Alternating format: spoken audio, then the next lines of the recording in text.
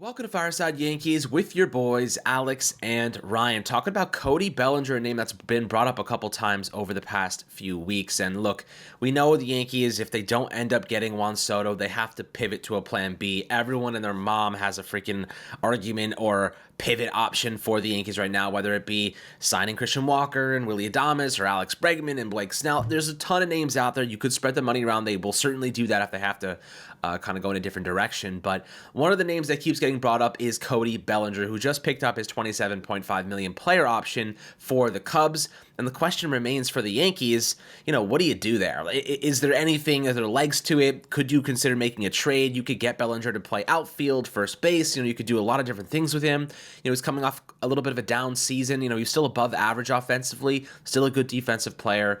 But Bellinger certainly is not worth his price tag right now. So could the Yankees say, well, let's offload a prospect and maybe a contract like Marcus Stroman, $18.5 million. You really only have to pay $9 million in this case to Bellinger, so you can reduce the cost and swap a couple contracts. Does that make logical sense? Does it make sense for the Cubs? Now, Ryan, I know you have a lot of thoughts on this idea, this concept. Is Bellinger a realistic option? I think you could probably get similar value if you're going to go first base with like a Carlos Santana at a fraction of the cost. You could go with a whole different option like a Christian Walker at $20 million, who is a better player defensively and offensively right now. There's different pivots that are a little bit more expensive instead of contract swapping. But, what are your thoughts on Bellinger and the idea that you move a big contract like Stroman to acquire a player like that? Yeah, so first and foremost, I think the Yankees, let's be honest. Cody Bellinger is not a bad player. That's not why the Cubs are moving him. The Cubs aren't moving him because he sucks offensively. He had a 109 WRC plus. He hit, I think, 18 home runs in 130 games. It's a pretty solid hitter. Defensively, he's very versatile. He can play all three outfield spots. He can play first base. That's also not why they're moving off of him. And the base running, he's still an excellent base runner. Again, that's not why they're moving off of him. They're moving off of him because of the money, right? So, when we talk about the contract, what are the goals for the Cubs here? It's to free up money. Also, I know they have a logjam in the outfield. They just cut Mike Tauchman. They non-tendered him, which I found surprising because he was an above-average player last year. I think it's just clear that they don't want to spend a ton of money. I don't see a world in which they match up well for Marcus Stroman. So I looked at their roster, I looked at the rotation, right? Their rotation has Justin Steele and Shota Imanaga and Jameson Taillon. Those three guys are locks to be on the rotation on opening day if they're healthy. Javier Assad was a pretty solid starter for them. Again, I guarantee he'll be in the rotation if he's healthy, if they don't add anyone. And then Ben Brown is their fifth starter. Now, he missed the second half of the season with a shoulder injury, but he is an up-and-coming prospect. He struck out a bunch of guys in his 55 innings pitched. He had a 3.23 ERA as a starting pitcher, had a strong rookie year, is considered one of the best prospects the Cubs had before he debuted. Honestly, I just who's Marcus Stroman uplifting in that rotation. Maybe you could argue that, Ben Brown could get hurt again, but so could Marcus Stroman. He's lost 2 miles an hour on his fastball. It's clear that his arm strength is not as good as it was in years past. It's clear that his body is starting to give out on him. It showed last year he's a pitcher in the decline, and if you want to get more than 140 innings out of him, you have to pay him $18 million in the following season. So, he is a poison pill contract in my opinion. This is a guy who, is not going to be worth the money that you're paying him. He does not fill the role of a fifth starter for the Cubs. They don't need a fifth starter. They need a borderline ace. They need a frontline guy. They need to go out and get, a Corbin Burns or a Max Fried or, someone of that caliber. Even if they want to go for the middle market. I know Yusei Kikuchi just went to the Angels. That would have been a fit. Nick Pivetta, someone with upside who could be is a middle of the rotation starter or a back end starter who has frontline stuff. Marcus Stroman isn't that. So I don't think it makes sense for the Cubs. It would make way more sense for the Yankees, right? The Yankees are getting their first baseman.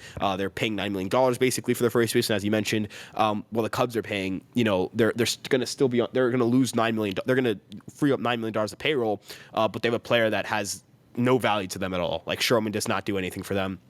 He opted out of his deal with them. They seemed completely uninterested in signing him. I think that indicates how they feel about him. I don't think it makes sense. The other contract that's in the ballpark in terms of years left and money is DJ LeMahieu. And Alex, it's pretty obvious the Yankees are going. DJ LeMahieu will be the Yankees' problem for the next 2 years. He will be no one else's problem. He has 10-5 rights. And also, why would the Cubs take that contract? No one wants that contract. So, again, if you're the Cubs, worst case scenario here is you don't trade Bellinger and you've got, a good, not great player making more money than he probably should. That's not the worst case scenario. He opted in, and that's not great. They wanted him to opt out. But if him being an opt-in player or, being worth less than what he is a 2 or 2.5 WAR player, that's a better outcome than what Stroman and LeMahieu going to give you. Obviously, the other money the Yankees have, Rodon, I mean, it's a 6-year deal, so he's got 4 years left. That doesn't make sense for the Cubs. The one player I could see making sense for the Yankees and the Cubs to kind of flip is Nestor Cortez, because Nestor is more of like that middle rotation guy, could displace someone like Javier Assad.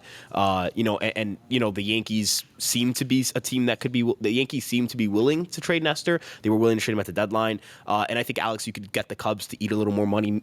Nestor's, I think, projected to make $7 million in arbitration. The Yankees and Nestor haven't settled yet, so we'll see what that number ends up being. But if the Yankees are able to kind of like pay $15 million this year for Bellinger, maybe that's enough for them. But you also have to worry about that opt-in, right? If he's not good, you owe him $26.7 million in 2026. That can completely hamstring your ability to get better. That's a lot of money. I mean, that's as much money as Carlos Rodon's making, right? And, Rodon, I think we'd both say that Rodon has to pitch a little better to be worth that money. So I don't know. I just don't think it makes sense for the Cubs. I don't think the Yankees should be, desperately exploring a way to import Cody Bellinger onto their roster. At that point, either get Carlos Santana or go pay the big bucks for Christian Walker. And also, at the end of the day, I want every single dollar put to the side for Juan Soto. So I don't know. I just don't see a world where it makes sense for them to trade for Cody Bellinger right now. He's not a great player. He's a good player, and they don't really have the money to move him. So, yeah. Yeah, I mean, I agree with you. Like, the truth is you don't have to get so creative. You know what I mean? Like, the Yankees don't have to go through the whole process of acquiring Cody Bellinger where they could get similar value. Like, let's assume that he plays first base. And even if you bring back Soto and you get Bellinger, like assuming you're able to offload Stroman's contract or somebody's contract, like you said, DJ LeMahieu, why would anyone take DJ LeMahieu right now? The Yankees are better off cutting him and just using the roster spot elsewhere at this point. That's where we are at with a guy like DJ. But you could get the same value at first base, just paying $6 million for a 1-year deal of Carlos Santana, right? 38 years old, way older. He had a better offensive year than Cody Bellinger this past season. 23 home runs, 114 WRC plus 3 WAR player. Like I said, 38 switch hitter at the very least. So you get a little bit more value just from having like him able to bat from both sides. Obviously a better lefty, but and then you just want a Gold Glove at first base. So like you can get more value from just having Carlos Santana play first base. If you have to solve the situation in the outfield, then things come a little bit more kind of strategic, a little bit more difficult to solve. At first base, you can easily sidestep the whole mess of Cody Bellinger and solve it without having to spend big money or trade multiple players. It's kind of a non-argument for me, non-starter. And then in the outfield, if you want to go Anthony Santander's route, not my favorite. You're buying high on him. He's going to regress. Like, I don't love that play. You could try this. You could go, okay, you know what? The outfield market's a little bit thin, but the infield market has a lot of talent. You can move Jazz Chisholm back to center field, put Aaron Judge in right field again, and then solve third base and second base. You go out, you get maybe Alex Bregman and another stopgap. Like that, you could go and you could just promote Caleb Durbin. How about that? You have Durbin at second base and Bregman at third base, and then you can walk into the next year with Jazz in the outfield and be fine. Like, you can survive with that. So you don't have to go get Bellinger because it's going to cost a lot of effort, a lot of time, and it's going to cost you some more money than you'd be getting in return. And he's just not that good of a player, and you don't really want to get locked up in that option situation for 2026 either. So or rather, I think he just picked up that option. Does he have he does have a 2026 player option? Yeah, he has a 26 option. So it's basically, if he's good, he's gone. If he's bad, you owe him 26.7 million. That's a poison pill deal. Exactly. It is. Like, either way, you're going to lose a player, or you're going to have to keep an expensive player. And the Giants, don't even get me started on the Giants, but the Yankees have a lot of other problems. The Giants are on my mind because I'm just fuming over that situation. Can't wait to talk about that later on Fireside Giants. But, at the moment, I don't see Cody Bellinger as a viable option for us either. I don't think a blockbuster move for him makes sense for the Yankees. You can get more value from a way cheaper solution like Carlos Santana. I prefer Christian Walker, but Carlos Santana is not a bad pivot. If you can't get that for a much like a bargain bin kind of deal, like you're going to get a lot of value for next to no money. And then I'd rather just have Jazz move to the outfield if you're going to do something like that, where he's an excellent center fielder. Judge goes back to right field where you don't have to worry about him. And then you do that. The easiest way to solve this, though, Ryan, is just sign Juan Soto. Just sign Juan Soto. Sign Juan Soto and everything else figures itself out. Durbin at second base, Jason Dominguez in left field. Third base, you have Jazz still there. And then first base, you can go out and get Christian Walker. This whole pivot concept requires the Yankees to go get Bregman, Snell, Walker, and move Jazz. And it's a whole freaking array of moves.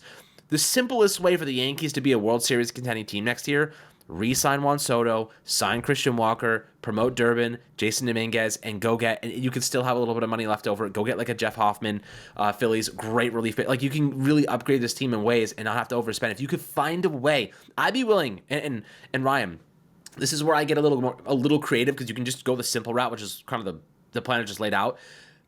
Package Spencer Jones and Stroman to get rid of Stroman's deal, and you can get a decent prospect in return, maybe a nice bullpen arm, a decent bullpen prospect in return, offload that money, and go get Tanner Scott. Go pay Tanner Scott. Or you could go and try to get another starting pitcher. Maybe you spend a little bit more money and get a Blake Snell, $10 million more. Or maybe you go get, somebody else. I don't know who that would be. It would be a conversation for another day. If we get to that point in the offseason, we'll kind of go through those numbers when the time comes. But if you could trade Spencer Jones, which I think is very, I wouldn't say likely or probable, but I'd say very realistic that they could move him, because he is an asset and he is blocked from being a piece on this team in the future. He's only getting older, and the Yankees do not have a position for him right now. And if they sign Soto, there's no position for him for the next 2 or 3 years, unless Dominguez completely craps the bed, which I don't think is going to happen. Jones's path to legitimacy on this team is blocked entirely. So you have to trade him. And if he plays next year and he gets older and he doesn't figure out some of those strikeout problems and whiff problems, his value is going to tank. We're going to be watching a similar situation for, we're going to be seeing a similar situation as they did with Esteban Florial. We're going to be seeing a similar situation with Oswald Peraza, where they just do not have a spot for him, and he's just not good enough to hold that spot. So you might want to consider trading him while his value is still in among MLB teams, among that circle. There is still potential there. So, with that being said, I do think that there's better ways to go about this offseason, Ryan, than Cody Bellinger roundabout way. I think the simplest way is just to sign Juan Soto. I fully agree. And look, the New York Yankees have no excuse to not sign Juan Soto. I mean, this is the easiest decision on planet Earth. Just sign Juan Soto, right? People are going to say, well, you can spread the money around. It's a lot of money to give to one player, all that stuff. But he's the best player in free agency. He's the one guy I'll guarantee you is worth his contract. Bregman's a bad deal. He'll be a bad deal. Adames, if he's not playing shortstop, will be a bad deal. Snell could be a bad deal if he throws one slider wrong and tears his UCL. Same thing with Corbin Burns. He's 26. All these other guys are 30.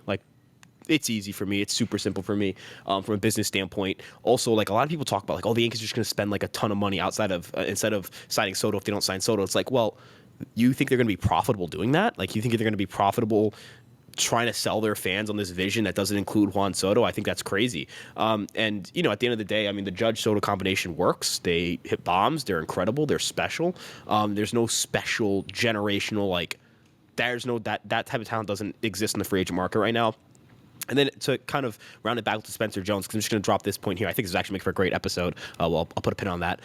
So for Spencer Jones, I agree. If the Yankees can find a deal there they feel is valuable, worth it for him, I think you live with the outcome. You don't want, this is a contention window. You have to go out and make moves that prioritize contending. A lot of people, I see a lot of people kind of go we have to think about the future. It's no, I'm thinking about the next 2 or 3 years.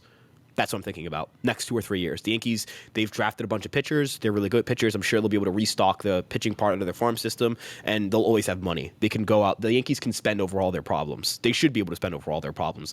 I think Hal sounds uniquely committed to winning. And I could say this, the reports about Soto feeling better about the relationship with Hal Steinbrenner, I think that's kind of important. I think that indicates that there is a commitment to winning there that exists beyond just signing Juan Soto. So, we'll see.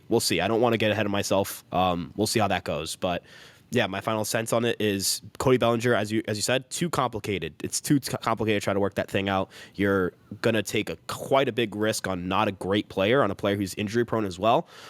Juan Soto, right? Easiest, simplest bet on the world. He's going to wake up, roll out of bed, put up a 400 OBP, and finish top 5 in MVP voting. Let's not complicate this. Yep, I agree. And it's one of those situations where you walk a path that's already paved, or you go through the forest. You don't need to go through the forest. The path is already paved. So that's the best analogy I can give you guys. But, at the moment, I agree. The Yankees, by the way, last draft drafted like 6 or 7 pitchers. Like they went all in to restock that pitching talent, and they tend to develop them really fast. And you still have like a Chase Hampton, you still have Will Bourne, you still have Clayton Beater, like you still have good pieces there. I think the Yankees are going to be fine. Their prospect pool is fine, and to be quite honest with you guys, their prospect pool is fine, as is.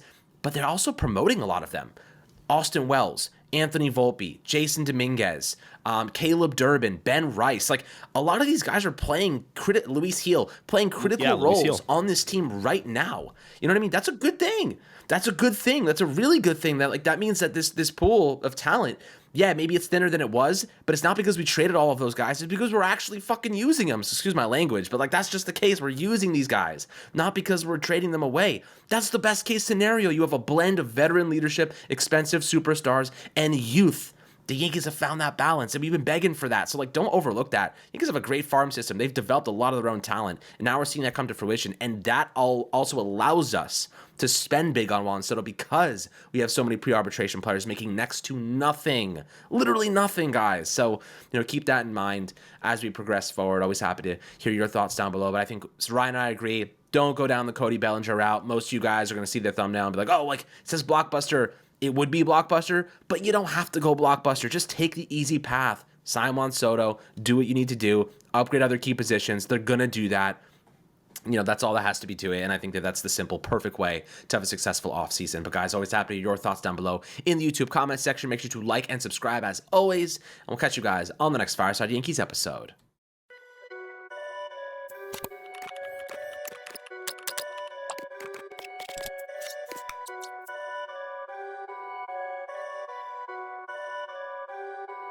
Perfect.